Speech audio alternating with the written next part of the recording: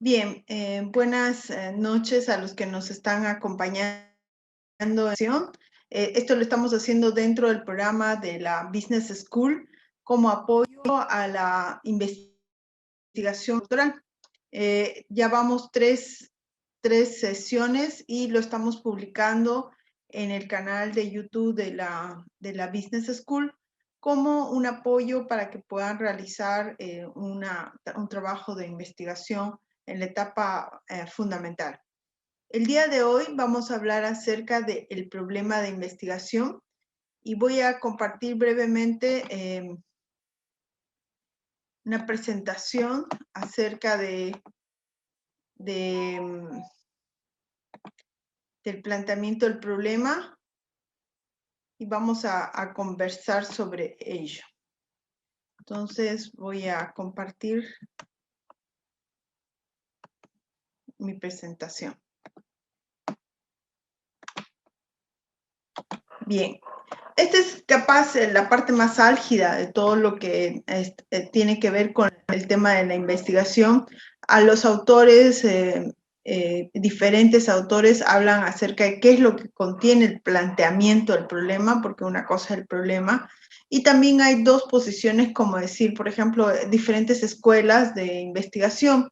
En algunos casos van a hablar sobre el objeto de estudio, el campo de acción, y en otros casos a lo mejor les va a ser más fácil o más conocido el problema en sí expresado como una carencia o un exceso. En general, lo que queremos hablar ahora es que este está siguiendo el proceso y en la parte del perfil, después de que nace la idea, la persona que está elaborando debe realizar un correcto planteamiento del problema. Este puntal es muy importante para que todo lo demás fluya. Siempre hago esta recomendación de que es la misma idea de un proyecto, porque al final la tesis es un proyecto, cuando tenemos un plano y cuando tenemos la construcción de lo que estamos haciendo, la parte de la ejecución. Si yo tengo muy bien planteado el plano, posteriormente voy a ir mejorando. En la Business School, en lo que estamos desarrollando, es importante que tengamos definido el problema basado también en mi expertise, en lo que maneja, etc. Entonces, en el tema del planteamiento del problema, uno de los puntos principales es conocido como la situación problemática. La situación problemática, en general, se describen como el conjunto de problemas que se han identificado en el tema, tratando de explicar lo que está pasando frente a la situación deseada. Y debe dejar en claro que existe la necesidad de realizar el proyecto. Entonces, cuando alguien me pregunta la situación problemática, también le llaman la situación problemática, es el conjunto de problemas que está ocurriendo alrededor de una situación en particular, también le pueden decir fenómeno. Esta situación en particular pueden tener problemas que son de mi campo, pueden ser relacionados al programa en el que estoy, pero en conjunto se analizan todo lo que está pasando en esa situación. Esta situación problemática nos permite de alguna manera estructurar una relación de cuál es el verdadero dolor de lo que estamos hablando. Cuando identifico problemas, pueden utilizar algunas técnicas comunes como el análisis causa-efecto, el árbol de problemas que se utiliza de proyectos o las preguntas de investigación. En el caso del análisis causa-efecto, la pregunta es tratar de establecer si yo estoy viendo el efecto o si estoy en la causa. Por ejemplo, hay algunas posibilidades que te dirían, por ejemplo, la no existencia de un plan de marketing es un problema. La pregunta que tengo es decir, ¿por qué no existe un plan de marketing? ¿Qué es lo que está pasando en esa organización? ¿Será el desconocimiento de las fases, la falta de capacidad, etcétera? Entonces, cuando alguien me dice, el problema es que no existe un plan de marketing, tú tienes que pensar qué es lo que está generando. Entonces, los efectos a veces son lo que se mira, lo que tú puedes observar, pero tienes que analizar qué es lo que está generando ese problema. Esto también se lo estoy utilizando mucho en el tema de innovación, porque conforme está pasando el tiempo, los problemas se han ido solucionando en base a ciertos hallazgos que ha tenido el hombre, cierto conocimiento, ciertos paradigmas. Y lo que estamos viendo ahora es, por ejemplo, cambios de paradigmas. Por ejemplo, hasta muy poco tiempo atrás, seguramente han escuchado que una empresa para ser fuerte debe trabajar también en agarrar y, por ejemplo, tener proveedor. O sea, si yo quiero generar, eh, empiezo a generar, digamos, empresas que van para desarrollar una de forma que yo pueda ir estructurando la empresa cada vez más sólida porque me voy de alguna manera diversificando, me voy relacionando y ahora van a escuchar que hay la tendencia a la economía colaborativa y ahí aparece casos como el caso de Airbnb o pueden ver lo que está pasando en el caso de Uber, donde no es una gran empresa en el sentido de que no ha comprado los taxis, no ha comprado los autos, sino que está trabajando en un esquema de economía colaborativa.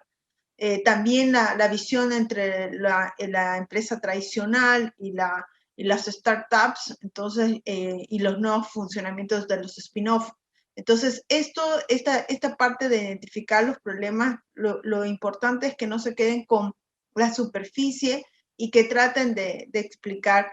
Hay un ejemplo que hago en clases de innovación, no en sí de investigación, donde pregunto por qué las personas utilizan el traje de protección contra las abejas. Y la mayoría indica es porque no quieren que les piquen las abejas. Entonces ahí se queda su respuesta.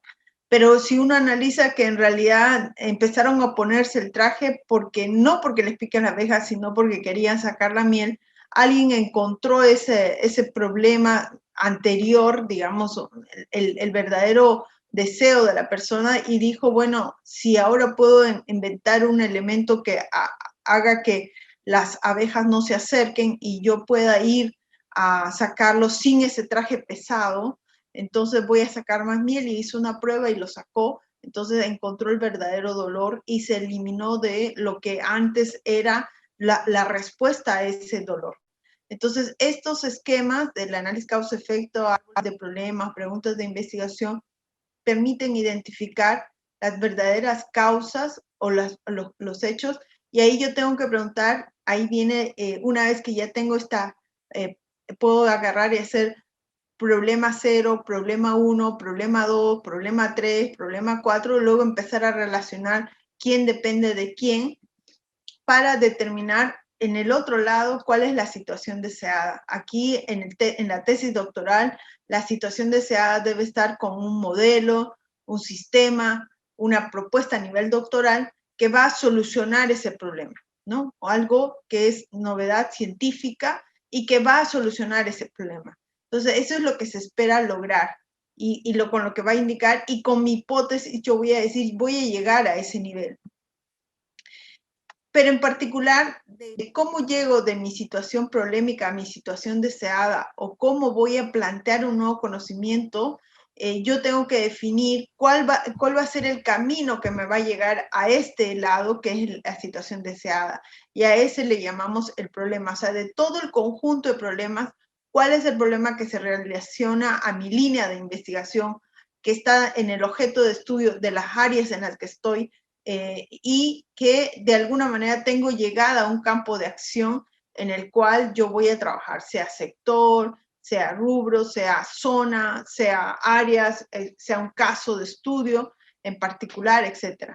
Entonces, generalmente la formulación del problema tiene estas cuatro, debe estar, tomar en cuenta estas cuatro preguntas. ¿Qué es lo que voy a investigar?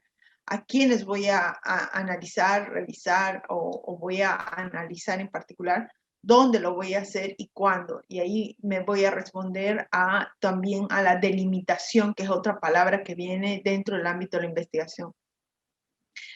Después que ya tengo el problema, tengo que tener los objetivos, y ahí los objetivos del punto de vista general se habla del SMART, que significa que deben ser específicos, medibles, etcétera, pero en la investigación, aparte de ser objetivos, deben ser objetivos de investigación. Y los autores, dependiendo de la forma en que uno lo ve, puede verlo por subproductos o subprocesos cuando estoy hablando del objetivo general o objetivos específicos. Entonces, los objetivos de la investigación deben señalar los productos o resultados que se espera obtener a través de la investigación y se desglosan en un objetivo general y 2 o más, de 3 a 5 específicos. Una salvedad que ya a lo mejor les vamos a ayudar a ver es un objetivo general obviamente debe ser de mayor jerarquía que los objetivos específicos. Y esto en la parte del verbo, porque el objetivo está con un verbo, debe también guardar esa relación. Hay algunas personas que son mucho más operativas, más rápidas en lo que hacen. Entonces, puede ser de que entienda que los verbos tienen una directa relación. Hay algunos autores, por ejemplo, que un verbo conocer no les va a ser muy claro, porque obviamente conocer, tengo que decir qué dimensión conozco de algo. Y si yo utilizo la palabra analizar, algunos autores tampoco les va a aparecer en los metodólogos, pero ustedes pueden ver en internet tesis que tienen los verbos conocer, analizar. Otros autores prefieren verbos como identificar para un objetivo específico, elaborar para un objetivo general, y en general yo recomiendo que sea en base a explorar, describir, correlacionar, o sea, que estamos en base a los diferentes niveles de profundización del conocimiento, después explicar, está también proponer, están las opciones ya evaluar, y si tengo posiciones más modernas, está comparar situaciones, etcétera. Entonces, ahí los verbos van a ir guardando esta correlación cuando yo voy definiendo objetivos, y hay algunas cosas que se van a ir trabajando a lo largo del tiempo. El objetivo general debe guardar una estrecha relación con el problema ya formulado o pregunta de investigación. Para los que empiezan, les decimos algo. Una vez que hay gente que dice, el título no lo pongas primero, pero el título no se va a escribir con piedra al principio. Ponga un título que sea de 14 palabras aproximadamente. Y lo que hay que hacer es estar claro en el objeto de estudio y el campo de acción, y ese mismo título utilizarlo para el objetivo general, incluyendo el alcance hasta dónde uno va a llegar. Y con eso uno puede ir jugando o viendo lo que es más conveniente. Los objetivos específicos, como le dije, pueden ser productos o procesos. Si estuviéramos en un pregrado y yo estuviera haciendo un plan de marketing, podría hacerlo por subprocesos, que es lo que significa que, por ejemplo, voy a determinar la segmentación del mercado, etcétera. Entonces, hay ahí diferentes formas como puedo trabajar los objetivos específicos que me lleven al objetivo general. La delimitación es otro término que utilizamos que se refiere a la delimitación espacial. ¿Dónde lo voy a hacer? Acá hay cosas como que hay que tener cuidado, digo Santa Cruz, el departamento de Santa Cruz. No, estoy hablando del municipio. Ok, Santa Cruz de la Sierra. Si digo municipio, estoy hablando de todo. Me dice la Gabriel René Moreno. Si me dicen la Gabriel René Moreno, estamos hablando de toda la Gabriel, y entonces yo te tendría que decir, ¿tiene campus la Gabriel? Ah, ok, tiene en otras zonas geográficas. Si tú dices la Gabriel, también estás hablando de las otras zonas. Cuando decimos las mujeres, entonces tú me estás diciendo las mujeres de todo el mundo, de la región, de Santa Cruz, de una zona, y ahí hay una segmentación psicodemográfica, pero en especial la espacial indica hasta dónde vas a llegar. Aquí también cuento siempre una historia. Cuando hice mi tesis de maestría y estaba yendo a mi tesis de doctorado, yo quería hacer sobre la investigación científica, y una persona, un gran investigador local me dice, vas a ir a la Sorbona de París, vas a ir a esto. O sea, yo lo escuchaba y pensaba y decía, me está hablando en serio, porque decía, voy a viajar, y bueno, no podía ser, pero me fui al Congreso Altec, me fui al Congreso Psiqui, donde estaban las mayores representantes del área que estaba queriendo tomar, que era investigación, desarrollo e innovación. Entonces, la delimitación espacial es hasta dónde vas a alcanzar, y algunos me van a decir, el caso de estudio, por ejemplo, decir, voy a estudiar una empresa, no es muy bien visto en muchos otros lugares. Después vamos a ver qué cosas vas a hacer. Algunos asumen estudios comparados entre ciudades, sectores, pero también tienes que tener en cuenta que dependiendo de lo que vayas a hacer y la complejidad, hay la estructura de decir que tu tesis es de un porte inductivo, que es de un caso en particular o de unos casos generalizar, o va a ser deductivo, que significa que vas a ir de varios, o sea, de una generalización a una particularización. Cuando decimos temporal, es el tiempo en el cual va a ser válido lo que estás haciendo, y en el caso de la delimitación científica, también le llaman sustantiva, tiene otras, se refiere a cuando estás hablando de lo que estás proponiendo, hacia qué área del conocimiento se va a dirigir.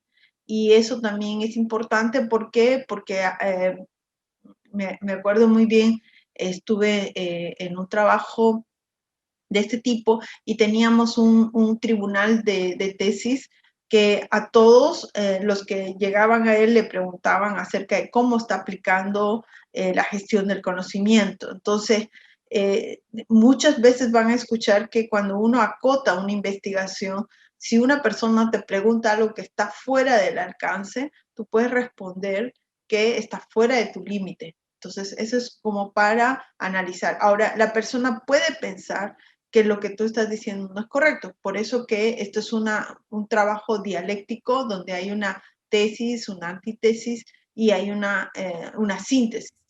Y eso es bien importante que se entienda, porque muchos creen que la investigación es un proceso aislado, y es un proceso eminentemente social, como lo dijo Klimovsky. Entonces, ustedes tienen que entender que lo que ustedes están diciendo tiene que ser válido para los expertos, especialistas de su nivel, porque ya a este nivel, cuando usted es doctor, ya no estamos hablando de una persona que está empezando, sino que ha hecho una profundización en un área específica del objeto del conocimiento, donde tiene una expertise. Y ese es un nivel que obviamente no se alcanza muy fácilmente.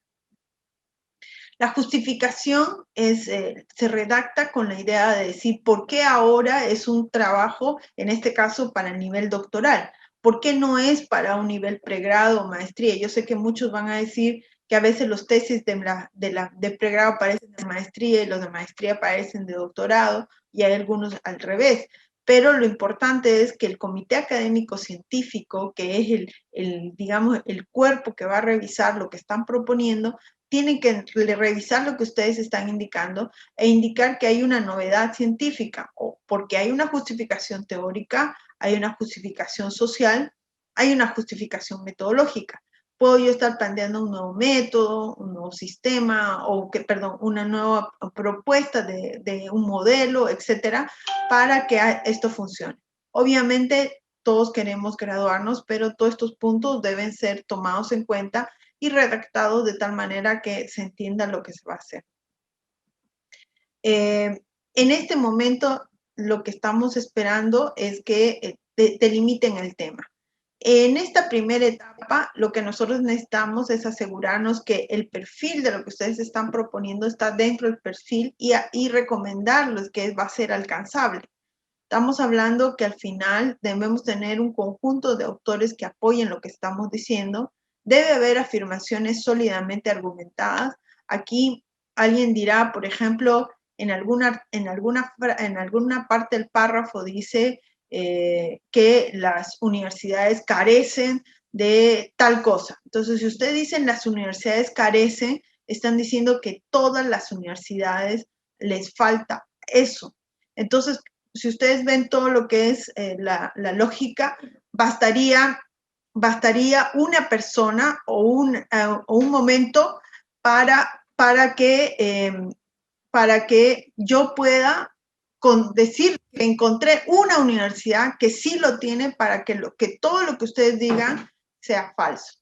Entonces, eso es bien importante que lo tengan en cuenta, por favor, cuando están haciendo estas afirmaciones. Y en los párrafos, generalmente vean que hay una idea central, hay una introducción y hay una argumentación. Una argumentación por autores, una argumentación por las prácticas o por la experiencia, ¿no? No se olviden que la redacción va a ser en tercera persona, ¿no? En tercera persona es el estilo que normalmente se utiliza, y después tener una coherencia lógica interna y tener un referente con la realidad.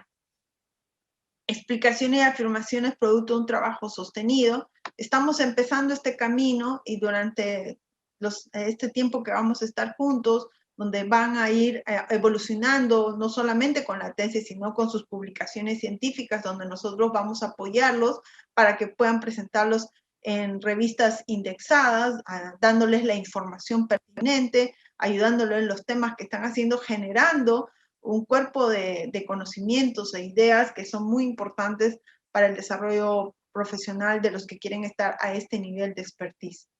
El manejo teórico y bibliográfico adecuado, las referencias bibliográficas, obviamente hay autores que son como en todas las áreas, son como los fundamentales, pero no se olviden que 3 años, 5 años, la literatura que es más reciente, también tienen que saber que generalmente ellos van a usar otra referencia, pero deben estar con bibliografía actualizada. Después conocer sobre el estado de la temática. Ahora van a escuchar diferentes términos como antecedentes, estado del arte, la introducción, los marcos, y en este caso nosotros queremos ver en esta primera aproximación, saber lo que está el estado, la situación actual de lo que es la temática en particular que están eligiendo. Y articular la relación recíproca entre la investigación y la teoría. Eso es lo que dice Barragán y Salman en el 2003, fíjense, ¿no? Entonces aquí, por ejemplo, hemos usado un formato APA.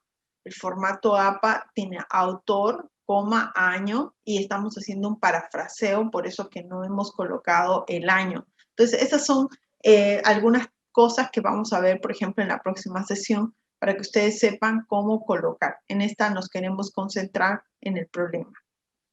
Entonces, cuando yo digo, ya estoy tranquila y ahora ya espero verlos, por ejemplo, la próxima semana, coordinar reuniones específicamente para que nos vayan presentando lo que han avanzado, debo tener claro el objeto de estudio. Por ejemplo, el objeto de estudio es, en este caso, por ejemplo, en mi caso, la gestión del conocimiento. Ahora, en particular de la gestión del conocimiento, estoy trabajando elementos relacionados a el compartir. Entonces, porque uno de los problemas que encontré ya en la aplicación de mi modelo es que, por ejemplo, las personas no están muy, no tienen muchas, no están acostumbradas a compartir conocimiento, parecen islas en algunos aspectos. El objetivo general responde a la pregunta de investigación y a la hipótesis, y los objetivos específicos son jerárquicamente menores y contribuyen al objetivo general. Y el título está relacionado a los mismos. Yo sé que el título, muchos autores le van a decir que no lo coloquen, pero en mi caso prefiero que coloquen como un norte, no como escrito en piedra, sino como un proceso de continuar. A eso le llamamos la coherencia lógica. ¿Está bien? Entonces, esta era la parte que quería compartir con ustedes. Y bueno, cerraríamos esta sección esperándolos la próxima semana, ya hablando acerca de algunos aspectos más operativos de lo que es el marco teórico.